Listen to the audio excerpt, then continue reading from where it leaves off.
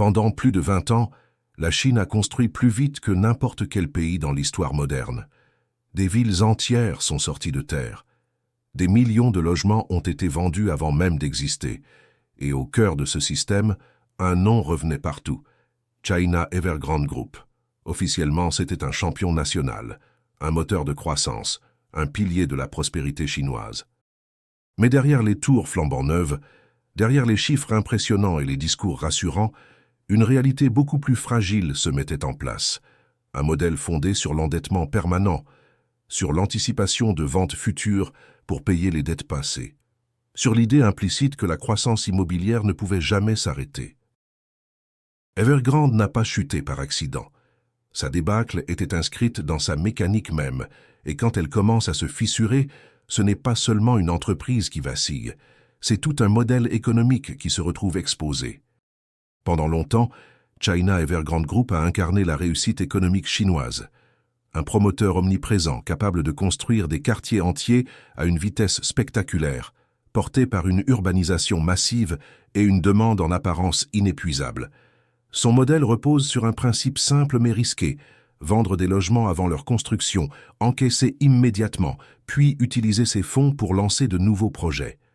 Une mécanique efficace, tant que les ventes progressent et que le crédit reste abondant.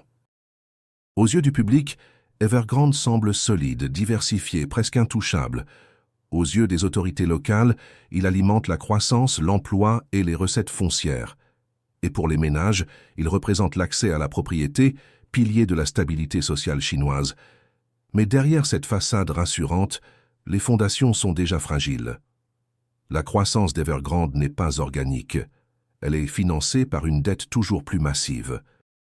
À mesure que le groupe grandit, sa logique interne change. L'objectif n'est plus de terminer des projets, mais de maintenir un flux de liquidités constant. Evergrande multiplie alors les sources de financement. Emprunts bancaires, obligations, avances clients, produits d'épargne interne proposés à ses propres salariés et partenaires. Cette accumulation de capitaux ne s'accompagne pas d'un renforcement équivalent des actifs réels. Les délais de construction s'allongent, les marges se réduisent et les engagements futurs s'empilent. Chaque nouveau projet sert surtout à financer les précédents.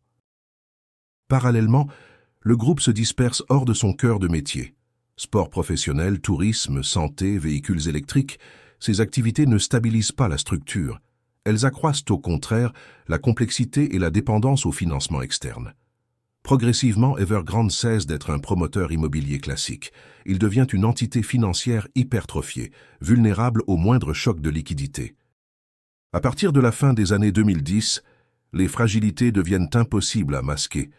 Les flux de trésorerie se tendent, les retards de paiement s'accumulent et certains chantiers avancent au ralenti. En interne, la priorité n'est plus la livraison, mais la gestion de l'urgence financière. Le basculement intervient lorsque les autorités chinoises resserrent brutalement l'accès au crédit. Les nouvelles règles d'endettement imposent des limites claires à un secteur jusqu'alors largement toléré. Pour Evergrande, le refinancement permanent devient soudainement inaccessible. La confiance, élément central du modèle, se délite rapidement. Les investisseurs s'inquiètent, les créanciers réclament des garanties, les acheteurs commencent à douter. Sans liquidité nouvelle, la mécanique se bloque. Les engagements passés ne peuvent plus être honorés. La crise n'est plus latente. Elle devient visible, concrète, irréversible. L'effondrement d'Evergrande ne se limite pas à ses comptes. Il révèle la fragilité d'un écosystème entier construit autour de l'immobilier comme moteur principal de croissance.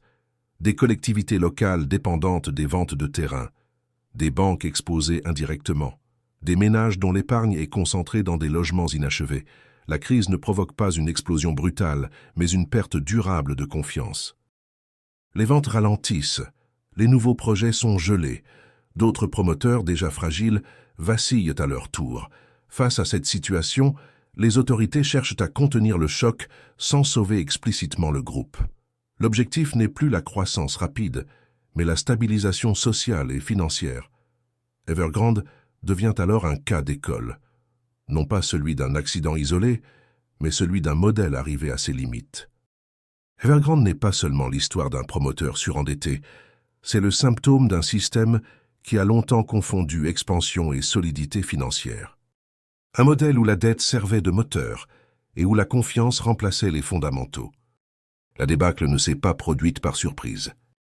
Elle a suivi une logique interne, progressive, presque mécanique. Lorsque l'accès au crédit s'est refermé, l'édifice n'a pas tenu. Cette affaire rappelle une réalité souvent ignorée.